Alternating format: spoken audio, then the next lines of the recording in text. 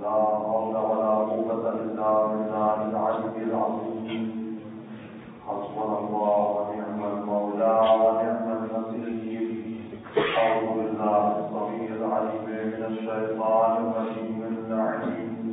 بسم الله الرحمن الرحيم. الحمد لله الأول بلا أول كان قبله والآخر بلا آخر يكون بعده الذي قصرت عن رؤيته أبصار الناظرين وعجزت عن نعته أوهام الواصفين.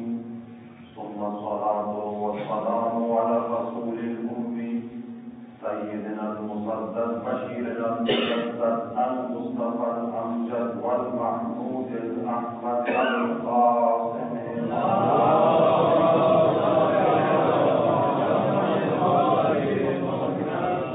وعلى آله الطيبين الطاهرين المعصومين المظلومين الذين أرسل الله عنهم الرزق وسخرهم تسخيرا.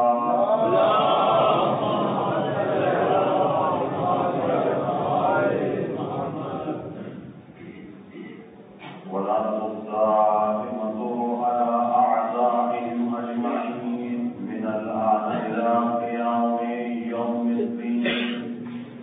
أما بعد فقد قال رسول الله صلى الله عليه وآله وسلم: من مات ولم يعرف إمام زمانه مات ميتة جاهلية. اللهم صل على محمد وآل محمد. کل کچھ مومنین نے سوالات کل کی مجلس کے مطابق کیے تھے اور یہ سوالات ہمارے موضوع سے مربوط ہیں. ان سوالات کا جواب دے کر اپنے موضوع پر انشاءاللہ آ جاؤں. اس روایت میں جو ابھی آپ کے سامنے ہم نے تلاوت کی ولم یعرف کا استعمال ہوا. من مات ولم یعرف امام زمانی. یعرف عرفہ سے نکلا ہے. اس کا اردو ترجمہ معرفت سے کیا گیا ہے. معرفت پہچان، جاننا، آگاہی رکھنا ہے. یہ اس کا سب سے ابتدائی اور انیشیل مرتبہ ہے. مسئلہ امامت پر علماء کرام جو رجوع کرتے ہیں، اگر ان تمام ابحاث کو سمیٹ دیا جائے تو دو جملوں میں اس کا خلاصہ. سب سے پہلی چیز مسئلہ امامت پر جو گفتگو ہوتی ہے وہ اثبات امامت ہے. آیا رسول کے بعد امام کی ضرورت ہے؟ رسول نے اپنے بعد کسی کو امام مقرر کیا ہے نہیں کیا؟ اثبات امامت دلیل چاہتی ہے، برہان چاہتی ہے. دلیل کے بغیر اس بات کو مانا نہیں جاتا، کیونکہ یہ عقائدی مسئلہ ہے اور اعتقاد کے اندر دلیل ضروری ہے. جب توحید کے لیے دلیل ضروری ہے تو امامت اور طریقے اولا اس کے لیے دلیل کی ضرورت ہے. دوسرا مسئلہ اور دوسری بحث جو امامت سے مربوط ہے اور اس کے بعد کا مرحلہ ہے وہ ہے معارف امامت. ائمہ نے جو معارف بتائے ہیں ان میں غیر ائمہ کا مرتبہ، ان کے فضائل، ان کے مناقب، ان کے اوپر ہونے والے مسائل، اور جو انہوں نے اپنے چاہنے والوں کو جو تذکرات دیے ہیں، جو عوامر اور جو نواہی، اخلاقی اعتبار سے، فقہی اعتبار سے، عقائدی لحاظ سے، اور اس کے علاوہ ان کی سیرت، یہ تمام کی تمام چیز معارف ائمہ کہلاتی ہے. جس کا درجہ اثبات امامت کے بعد آتا ہے. اگر ہم امام کو مانیں گے تو امام کی سیرت پر چلیں گے.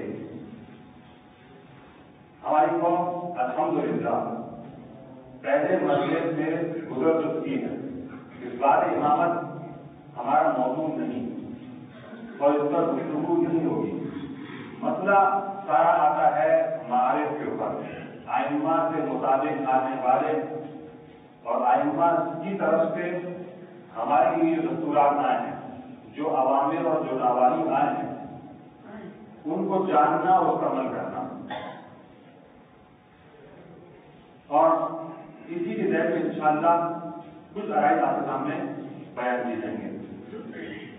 تو معارف اور معرفت ایک ایسا موضوع ہے،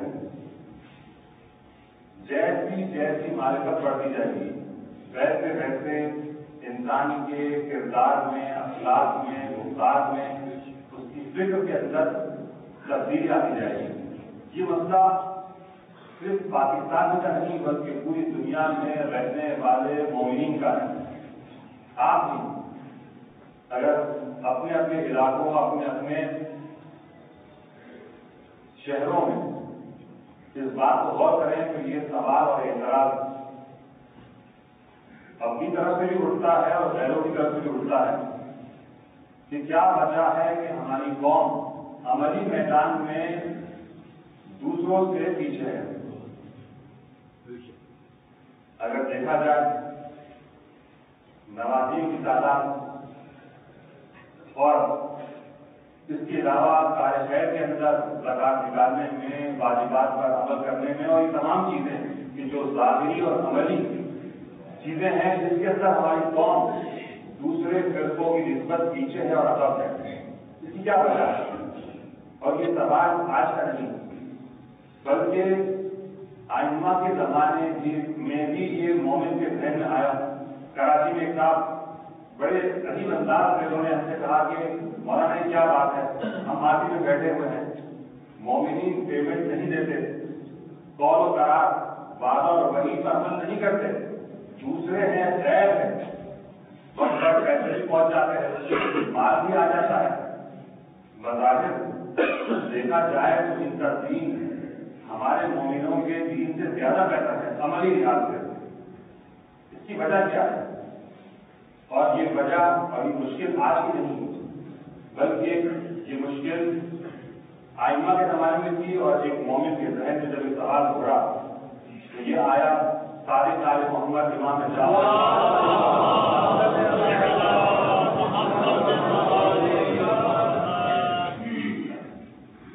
امام کے سامنے سوال رکھتا ہے، مولا جب میں باطل مذہب پر تھا، جب میں نے آپ کی امامت کا اقرار نہیں کیا تھا تو اس وقت اول وقت میں نماز پڑھتا تھا، نماز سے پر دور کی بات، اول وقت کا نماز سارے سنت، سارے آداب، سارے مستحبات بجا لاتا تھا، شلوار اونچی ہے، مونچھیں منڈی ہوئی ہے، داڑھی میں رسی ہوئی ہے، بالوں میں کنگھی ہے، اور یہ ساری چیزیں جو مستحبات ہم دیکھتے ہیں۔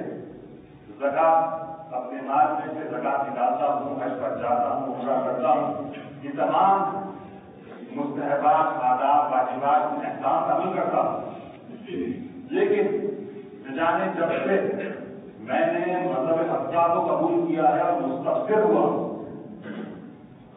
نماز اول وقت سے پڑھی نہیں جاتی، زکات نکالتا ہوں تو جو ہے نکلتی نہیں۔ یا مومنوں سے کہا جائے خمس تو یہ مومنوں کی پیداوار ہے، یہ اپنا کاروبار چلانے کے لیے انہوں نے خمس کے نام پر ایک ایسا مسئلہ بیان کر دیا کہ لوگوں کے مال کو سمیٹا جائے، نعوذ باللہ۔ اور اگر ہم کہتے ہیں کہ آج شہر میں حصہ دیا جائے، لینے والے بہت ہیں، اور کراچی میں تو یہاں تک روزے کے بارے میں اگر ہم کہتے ہیں مومنوں سے تو وہ کہتے ہیں کہ روزہ بھلا ہم رکھیں، یہ تو فقیروں کی عبادت ہے، جن کے پاس کھانے پینے کے لیے نہیں ہے وہ روزہ رکھیں، ہم بھلا کیوں روزہ رکھیں۔ اور پردے کے بارے میں بھی عجیب و غریب، یہاں پر یہ مومن کہتا ہے اگر آپ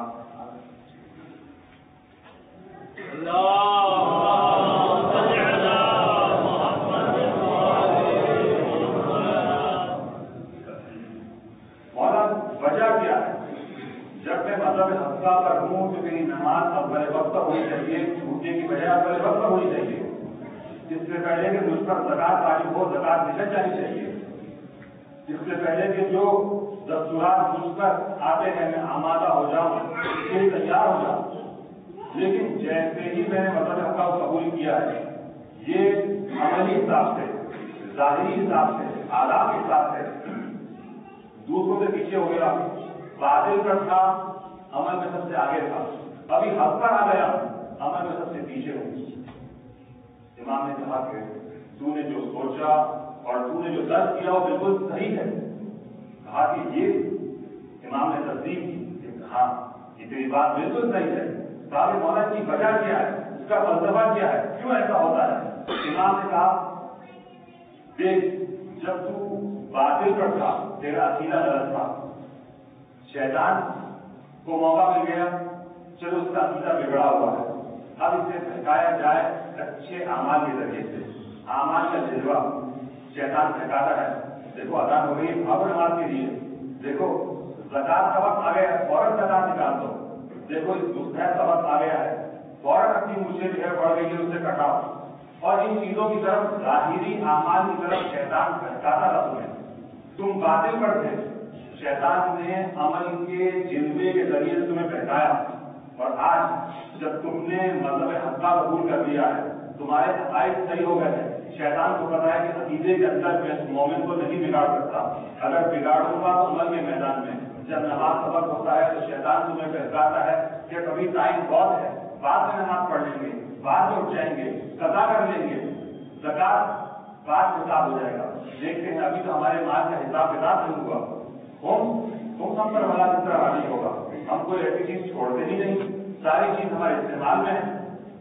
اب شیطان تمہیں عمل کے میدان میں بہکاتا ہے، عقائد نہیں بہکا سکتا. وہ عمل میں کوتاہی کر کے، واجبات کم رکھ کر کے تمہارے عمل میں تمہیں دھوکا دیتا ہے اور بہکاتا ہے. تو عزیز محترم، یہ معرفت، یہ معارف جو ائمہ کی طرف سے آئے ہیں، اگر مومن صحیح معنوں میں معرفت سے آگاہی حاصل کرے، یہ مجالس تو ہوتی ہی ہے. لیکن کبھی آپ نے غور کیا کہ پورا سال مجھے چارج رہنے کے لیے کوئی ایسا راستہ اختیار کرنا چاہیے کہ میں پورا سال چارج رکھوں، گناہوں سے بچتا رہوں، واجبات کے انجام نہیں ہوتی رہے، ائمہ مجھ سے راضی رہے. کل آپ نے اس مومنہ والا واقعہ سنا کہ خود امام تشریف لائے اس کے جنازے پر. کیا ہم اپنے آپ کو چارج نہیں کر سکتے؟ ایک چھوٹا سا موبائل دن بھر استعمال ہونے کے بعد اسے بھی چارج کرنے کی ضرورت پڑتی ہے. کیا مومن کہ جو اس کی روح آلودہ ہو جاتی ہے، خراب ہو جاتی ہے، معاشرے کے اندر ہر قسم کی برائی ہے، مومن کو اسی معاشرے میں زندگی گزارنی ہے، یا اس روح کو چارج کرنے کے لیے ائمہ کے دستورات کے مطابق زندگی گزارنے کے لیے کیا اس نے کوئی لاہ عمل سوچا ہے؟ ہم کس طریقے سے اپنے آپ کو چارج رکھیں، ائمہ سے وابستہ رکھیں؟ کوئی مسائل حسابی کتاب، عقائد کا درد اور ان چیزیں، یہ ساری چیزیں جو محلے میں بعض علاقوں میں ہوتی ہے اور بعض علاقوں میں شدت سے اس کی ضرورت محسوس کی جاتی ہے، لیکن مومنین قدم آگے نہیں بڑھاتے. ایک زائر اپنا واقعہ نقل کرتا ہے اور یہ ظاہر ہے امام علی ابن موسیٰ رضا علیہ السلام.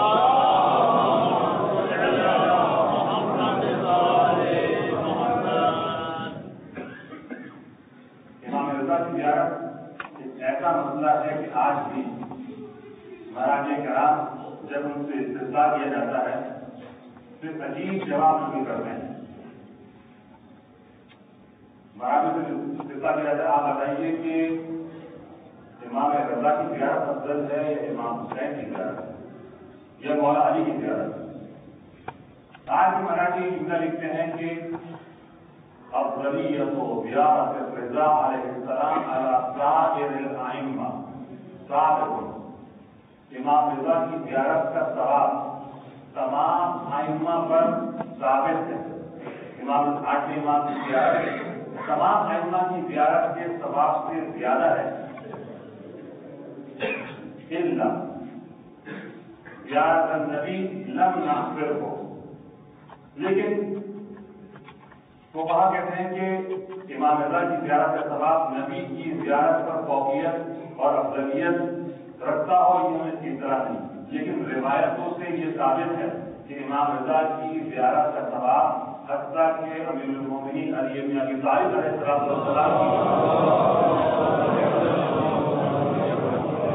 کی زیارت پر افضل ہے ثواب کے حساب سے۔ اس کا مطلب یہ نہیں کہ امام رضا مولا علی سے افضل ہے، زیارت کا ثواب، اور اس کے اندر کچھ علتیں ہیں، کچھ حکمتیں ہیں کہ جو علماء نے بیان کی، حتیٰ کہ روایت میں جب نوے امام جواد علیہ السلام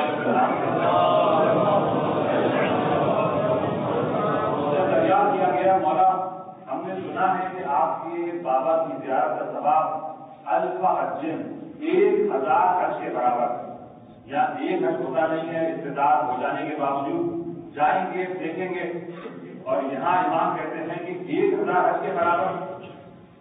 سائل سوال کرتا ہے، امام نے کہا کہ الف حج الف حج 1000 حج، 10 لاکھ حج کے برابر میرے بابا کی زیارت کا ثواب ہے۔ اس قدر زیادہ ثواب ہے، اور اس کی وجہ جو علماء بیان کرتے ہیں وہ یہی ہے کہ ہر ائمہ کے زمانے میں شیعوں کے مختلف فرقے بنے، زیدی فرقہ بنا، واقفی فرقہ بنا، اسماعیلی، بورے، فتحی، اسی طریقے سے مختلف فرقے بنے، افصحی، یہ سارے فرقے بنے، چھٹے امام کے زمانے میں بنے، ساتویں امام کے زمانے میں بنے۔ جب 8ویں امام کا دور آیا اس کے بعد کوئی فرقہ نہیں بنا، جس نے 8ویں امام کی ولایت کا اقرار کر دیا وہ گویا بعد میں مہدی صاحب الزمان تک پہنچ گیا۔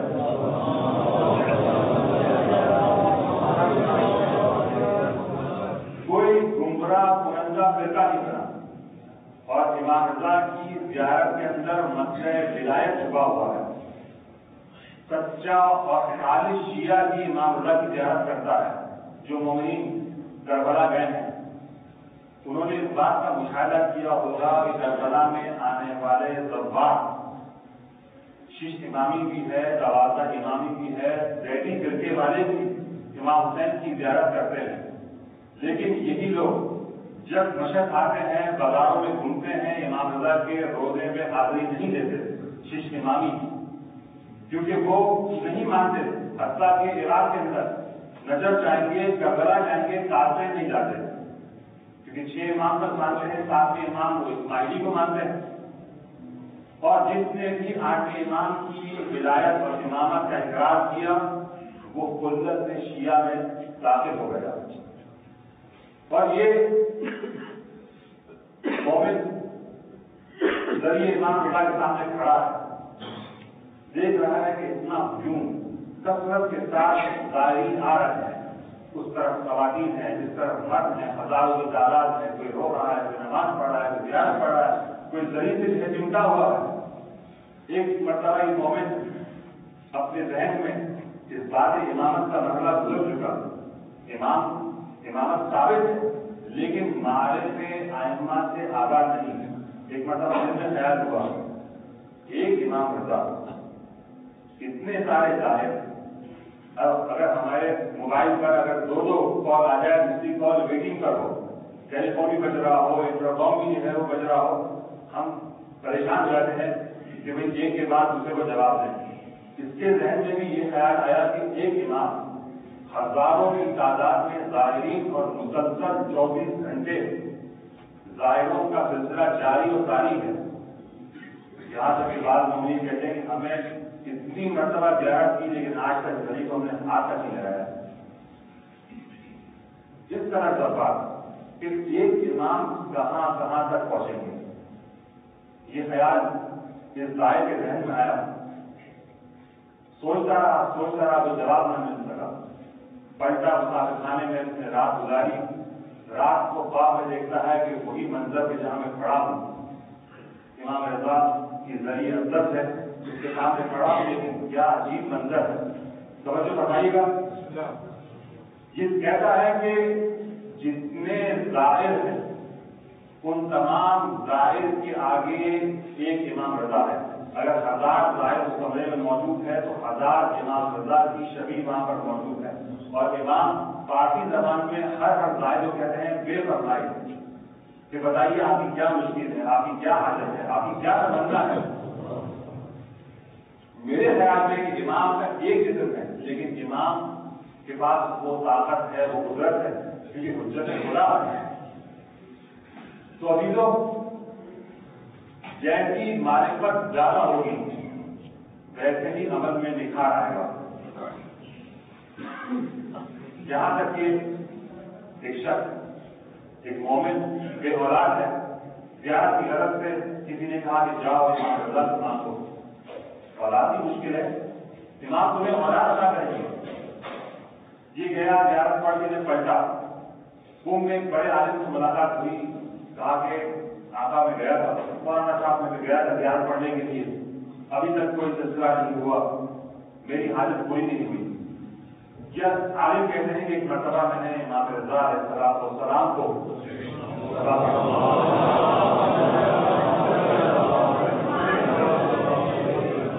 آج امام کو میں نے خواب میں دیکھا اور امام تشریف لائے.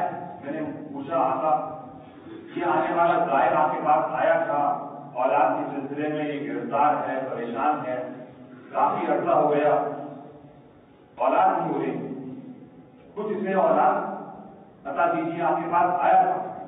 امام نے کہا کہ یہ آیا تو تھا لیکن اس نے ہم سے چاہا ہے.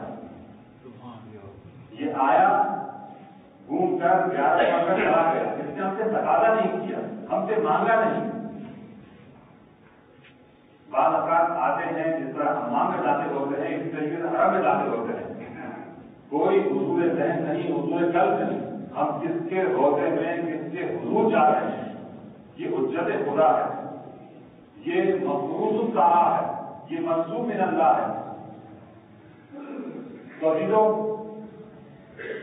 ائمہ کی معرفت زندگی کے اندر اس قدر ضروری ہے, اس قدر ضروری ہے کہ اگر کوئی شخص مر جائے ماتا میتۃ جاہلیہ, جاہلیت کی موت مرا, کفر کی موت مرا.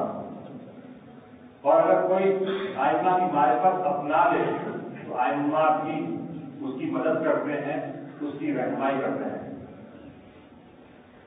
کہا جاتا ہے تہران کا ایک بہت بڑا تاجر, انتہائی ثروت مند, جہاں آپ نے ایک ذائق کا واقعہ سنا, ایک خادم رضا کا واقعہ بھی سنتے ہو جائیں. یہ تاجر کہتا ہے کہ میرا معمول تھا کہ ہر ہفتے میں حرم کامل الرضا میں خدمت کرنے تہران سے مشہد پہنچتا تھا, اور اس کے لیے بھی مشکل ہے. فلائٹ پکڑی اور تہران سے مشہد پہنچ گیا, 700,000 کلومیٹر کا فاصلہ ہے. یہ کہتا ہے کہ ایک مرتبہ امام کے زمین میں صفائی کر رہا تھا, جھاڑو دے رہا تھا,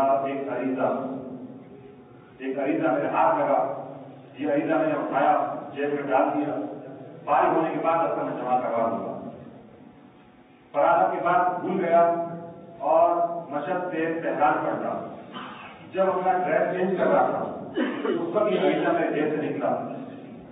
یہ تو وہ عریضہ ہے جو مجھے دفتر میں جمع کروانا ہے. خیر یہ ہے کیا, کس کا نامہ ہے, کیا حاجت ہے, کس مومن کی مشکل ہے. عریضہ کھولتا ہے, دیکھتا ہے کہ بلینک, بالکل صاف پیپر ہے. تھوڑا غور سے دیکھا کہ ایک ایسی انک, ایک ایسی سیاہی سے یہ رکا, یہ عریضہ لکھا گیا ہے کہ جو انویزیبل ہے, غیر قابل رؤیت, جو نظر آنے والی انک نہیں ہے. پیاس کا پانی سے چھڑکا, سیاہی ابھر آئی, دیکھتا ہے کہ یہ پورا نامہ ہے کہ جو حاکمان کو کسی مومنہ نے لکھا. یہ بچی نامہ لکھتی ہے, کہتی ہے کہ السلام علیکم یا علی بن موسیٰ رضا, اور سلام کے بعد کہتی ہے کہ مولا آپ ہی کے ملک میں رہتی ہوں, کرج میں ہمارا مقام ہے, ناداری کی وجہ سے عمر اتنی ہو گئی لیکن آپ کی قدم گوشی آپ کی زیارت نہیں کر سکی. مولا کو تبدیل کیجیے, کوئی راستہ ہمارا کیجیے کہ میں آپ کے پاس آؤں اور آپ کی زیارت کروں. کافی عرصہ گزر گیا. میرے والدین کے پاس اتنا پیسہ نہیں کہ ہم مشہد آ کر آپ کی زیارت کریں. 5 بہن بھائی ہیں, سب سے بڑی میں. بہت تمنا ہے میری کہ میں آپ کی زیارت کروں. ایک مرتبہ تاجر مومن نے خط کو پڑھا. اس زمانے میں یہ علاقہ تہران کے قریب کرچ کا علاقہ اتنا آباد بنا تھا. اب اس کے پاس پیسہ ہے, گاڑی ہے, سب کچھ ہے. تہران سے نکلتا ہے, کرچ پہنچتا ہے. یہاں وہاں جس نے جو ہے پوچھوایا کوئی ہے ایسا گھر کہ جس میں 7 افراد رہتے ہوں, جس میاں بیوی کے 5 بچے ہوں اور ان 5 میں سے سب سے پہلی بچی ہو. پوچھوایا, کہا کہ ہاں فلاں محلے میں گھر ہے اور اس میں یہ فیملی رہتی ہے. رد الباب کیا, نام وغیرہ پتا کی, تصدیق ہوئی کہ ہاں اسی گھر سے نامہ لکھا گیا تھا اور ایک ظاہر کے ہاتھ یہ نامہ بھجوایا تھا اور دری میں جو ہے امام نے دری ڈال دینا. دیکھا کہ دیندار گھرانہ ہے, امام کے چاہنے والے ہیں, حلال و حرام کی پابندی کرتے ہیں. اگلی مرتبہ اپنے زوجہ کو لے کر آتا ہے اور اپنے بیٹے کا رشتہ خواستگاری کی کہ میں چاہتا ہوں کہ آپ کی بیٹی سے اپنے بیٹے کا حق کر دوں. رشتہ طے ہوا, شادی کی تاریخ آئی, شادی ہوئی, کرج سے یہ بارات آئی, تہران میں داخل ہوئی. جب اس بنگلے میں گھر کے اندر داخل ہوئی, وسیع و عریض مکان, عالیشان مکان. یہ بچی کہتی ہے, بلکہ یہ مومن جی طاہر کہتے ہیں کہ جیسے ہی یہ بارات آئی اور یہ بچی اپنے کمرے میں داخل ہونا چاہ رہی تھی, دروازے پر وہاں پر جا کر بیٹھ گئی. چاروں طرف رشتے دار کھڑے ہوئے ہیں اور ایک ایسا منظر ہے کہ دلہن جس کا ہر معاشرے میں تمام تر احترام کیا جاتا ہے اور دلہن بیٹھ جائے, سب کی توجہ اپنی طرف سے جلتی اور یہ کہہ کر بیٹھی کہ میں اپنے کمرے میں اس وقت تک داخل نہ ہوں گی جب تک مجھے بتایا نہ جائے کہ آپ نے میری شادی اپنے بیٹے سے کیوں کی ہے. اب یہ تاجر کہ جو اس راز کو اپنے سینے میں رکھے ہوئے کوشش کی جاؤ اپنے کمرے میں چلے جاؤ, بعد میں بات کریں گے. کہا کہ نہیں, ہم مالی حساب سے اس قدر فرق ہیں کہ آپ کے گھر میں آ کر ہم نوکری کریں, کلپت کریں. آپ مالی حساب سے اس قدر آپ کی شان بالا ہے, ہم کہاں اور آپ کہاں. پھر آگے یہ تاجر مجبور ہو گیا وجہ بتانے پر. کہا کہ تم نے کیا امام رضا کو کوئی نامہ لکھا تھا, کوئی خط لکھا تھا؟ کہا کہ ہاں خط لکھا تھا, لیکن ایک ایسی سیاہی سے لکھا تھا کہ جو انویزیبل سیاہی تھی. کہا کہ ٹھیک ہے, اور تم نے تقاضا کیا تھا کہ میں چاہتی ہوں کہ امام کی زیارت کر لوں. کہا کہ ہاں. کہا کہ اس سے میری شادی کا تعلق کیا. کہا کہ اس دوران میں بھی اگرچہ یہ صادق ہوں امام رضا کا کرم تھا, لیکن میری بھی ایک مشکل تھی. اس زمانے میں میرا ایک جوان بیٹا مسلسل مجھے کہہ رہا تھا کہ بابا مجھے یورپ جانے کی اجازت دے دی جائے. باپ نے ٹھہر جا, اگر کچھ دن بعد فیصلہ کرنا سوچ لے. اور مجھے پتا تھا کہ اگر میرا بیٹا امریکہ یا یورپ چلا گیا تو یہ دوبارہ نہیں پڑھنے گا اور اس کا ایمان خطرے میں بڑھ جائے گا. اور میں چاہ رہا تھا کہ اپنے بیٹے کی شادی کی ایسی لڑکی سے کہ جو دیندار ہو اور میرے بیٹے کو چلا سکے, اس مناسب رشتے کی تلاش میں تھا. امام کی خدمت بھی کر رہا تھا, امام سے اپنی حاجت طلب کر رہا تھا, اور اسی دوران یہ رکنا میرے جیب میں رہ گیا. اور جب میں نے خط پڑھا پتا چلا کہ تمہاری بھی حاجت ہے, رشتہ مناسب لگا, میں نے اپنے بیٹے کا رشتہ تم سے کر دیا. تو ابھی تو امام ایسی حاجت کہ بظاہر دنیاوی حساب سے غیر ممکن چیز، ایسی چیز سے نام لکھنا کہ جو قابل رویت نہ ہو، امام اگر چاہیں تو کسی نہ کسی وسیلے سے اس مومن کی حاجت کو پورا کرتے ہیں۔ وہاں اس بچی کی معرفت دیکھیے اور یا اس تاجر کی معرفت دیکھیے، اتنا مال دنیا ہونے کے باوجود بھی خدمت کو قبول کرتا ہے تو امام رضا کی روزے کی خدمت کو قبول کی۔ تو عزیزوں، معرفت کا مسئلہ ہر جگہ رہا ہے، یہاں تک کہ آخری نبی حضرت محمد مصطفیٰ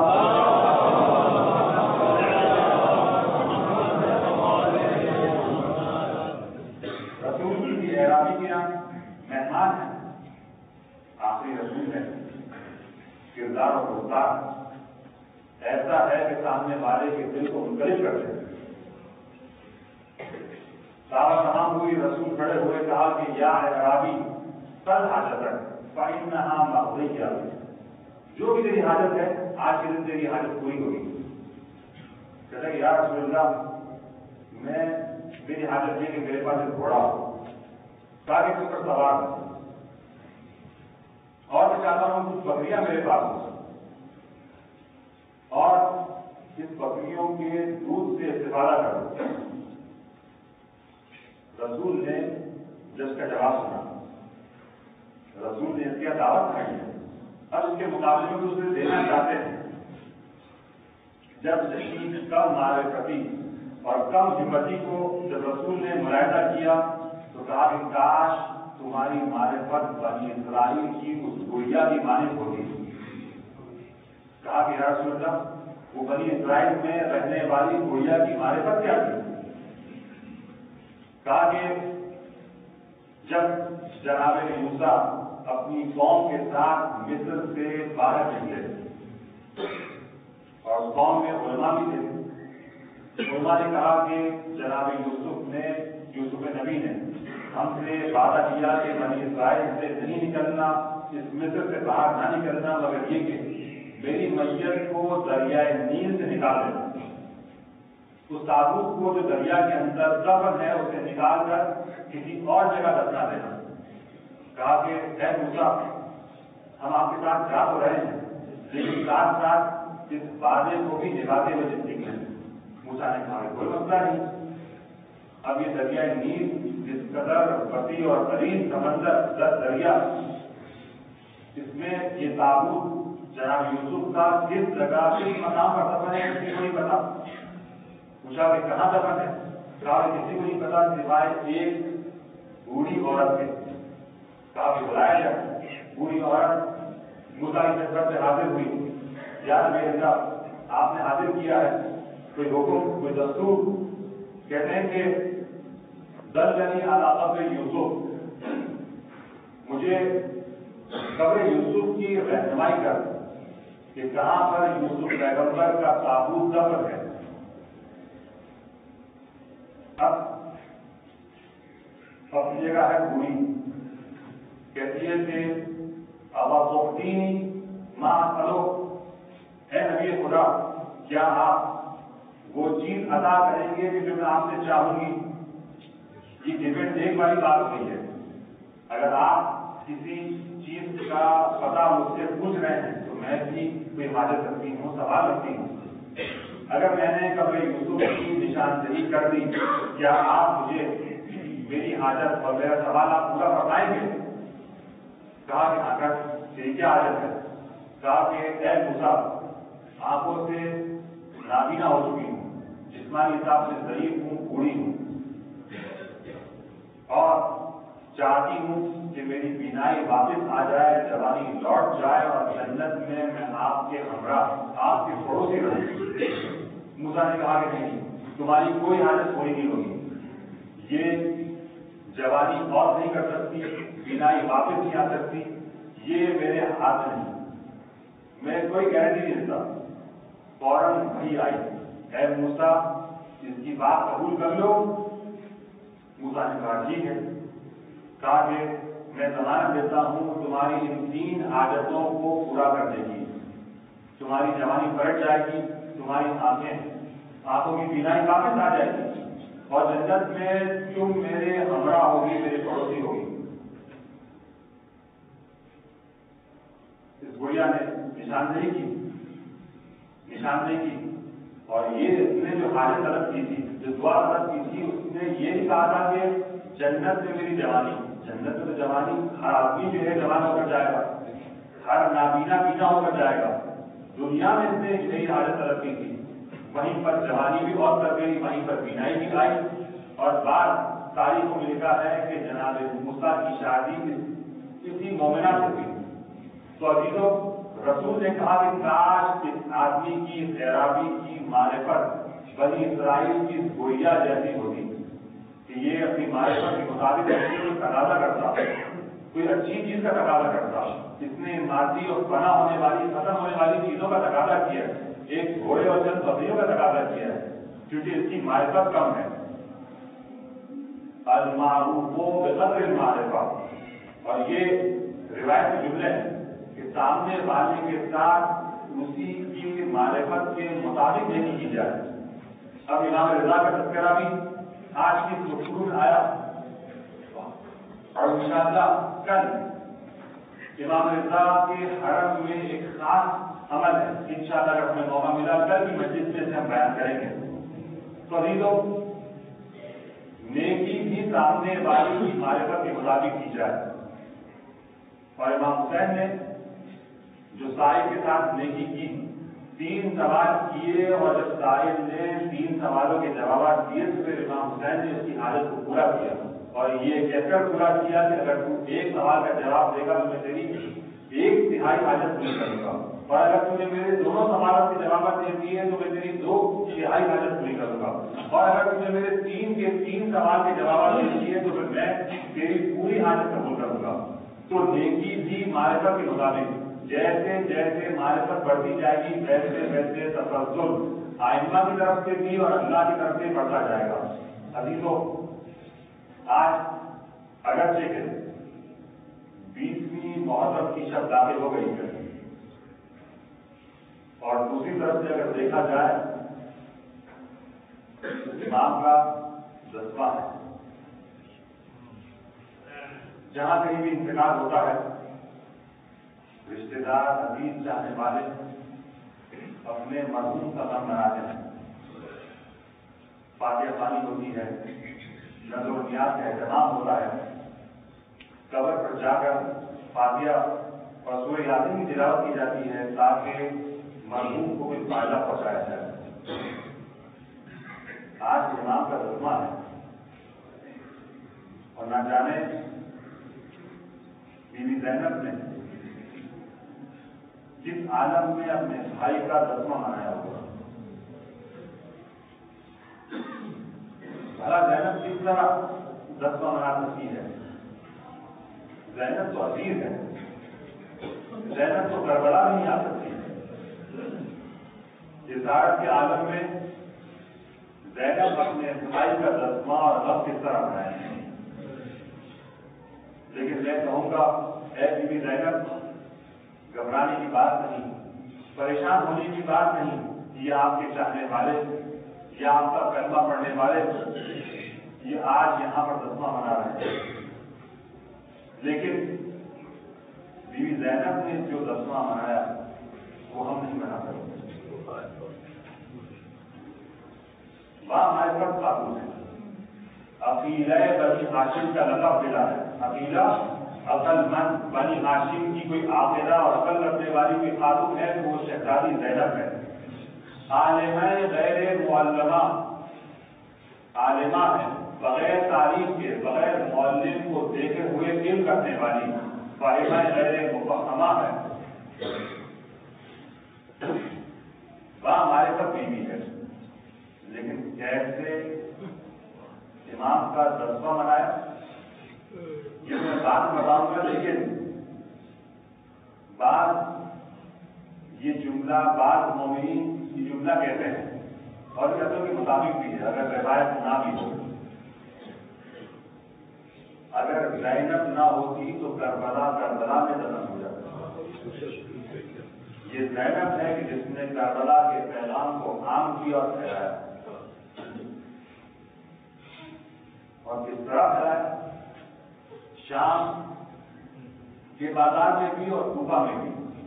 لیکن کوفے کی روایت میں جو تھا، جو کتابوں میں نقل ہے، اس کا ایک حصہ آپ کے سامنے پیش کروں گا.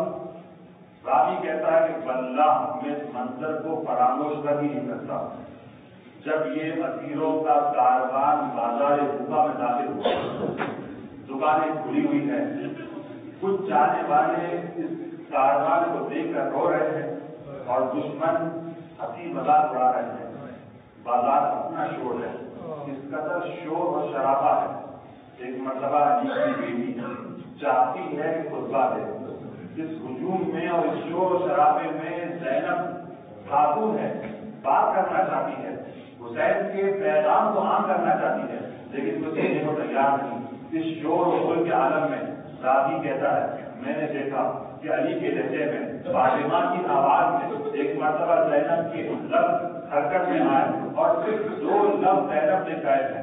2 لفظ ہیں، تا اس کو تو خاموش ہو جاؤ. راوی کہتا ہے کہ یہ بازار میں ایسا سناٹا طاری ہوا حتیٰ کہ اونٹ کے گردن میں بندھی ہوئی گھنٹیاں تک خاموش ہو گئی. انسان تو انسان، زینب کی آواز میں ایسا درد اور تاثیر تھی کہ انسان تو انسان، حیوانات کی اس کی وجہ سے خاموش ہو گئے. اور پھر زینب نے وہ خطبہ دیا اور حسینی پیغام کو اور کربلا کی مظلومیت کو عام کیا.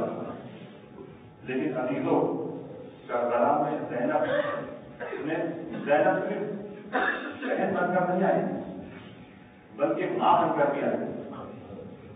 زینب نے شام میں خطبے دیے ہیں، مدینے کے اندر بھی زینب نے حسین کو یاد کیا ہے. لیکن زینب اپنے بیٹوں کو بھول گئی. ماں ایک ایسی ماں کہ جو اپنے بھائی کا غم منا رہی ہے اور اپنے 2 بیٹوں کی شہادت اور غم کو بھول گئی ہے.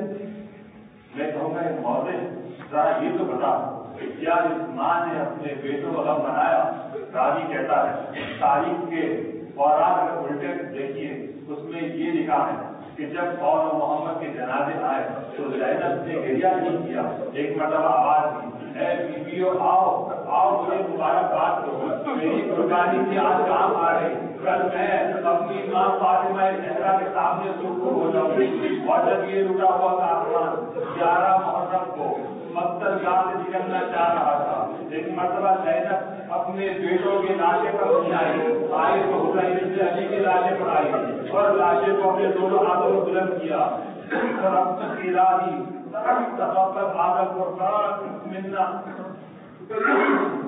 عزیزوں، بیٹوں کا غم نہیں منایا، غم منایا تو اپنے بھائی حسین کا غم منایا.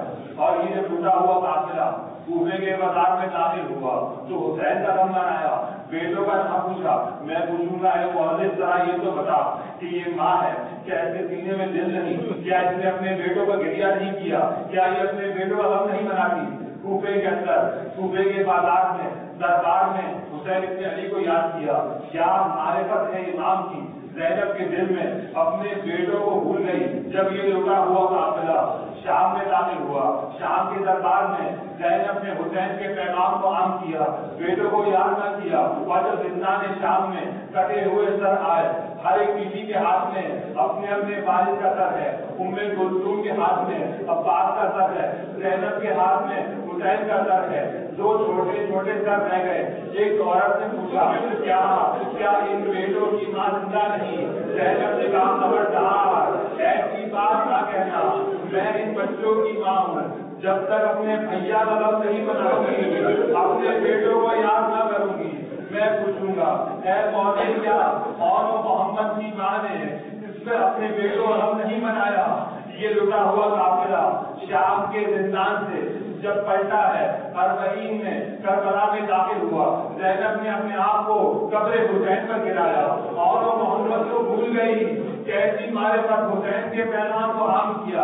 اور جب مدینہ پلٹی، رسول اللہ کے نمبر پہ اپنے آپ کو گرایا، حسین کا غم منایا اور محمد کو بھول گئی. کافی عرصہ گزرا، زینب اپنے گھر نہ گئی، حسین کے گھر پر رہی اور غم مناتی رہی. ایک مرتبہ عبداللہ ابن جعفر تیار شہزادی کے پاس آتے ہیں. اے شہزادی، واقعہ کربلا کو کافی عرصہ ہو گیا، آپ ابھی تک اپنے گھر تشریف نہ لائی. ایک مرتبہ شوہر کا حکم ملا، زینب کھڑی ہوئی پردے کے عالم میں حسین کے گھر سے اپنے گھر تشریف لائی. دروازہ کھولا، پہلے خانہ میں داخل ہوئی. جیسے ہی گزرے کا دروازہ کھولتی ہے، کیا دیکھتی ہے؟ سامنے دو چھوٹے چھوٹے مسلے ہیں، دو ننگے ننگے گھوڑے ہیں. ایک مرتبہ زینب نے کہا، اے میرے لال، اے میرے اور محمد، مجھے معاف کر دینا. تمہاری ماں تمہارا غم نہ مناتی. آج زینب وعدہ کرتی ہے تمہارا غم منائے گی اور تم پر روئے گی. اللہ تعالیٰ بہت بڑھیا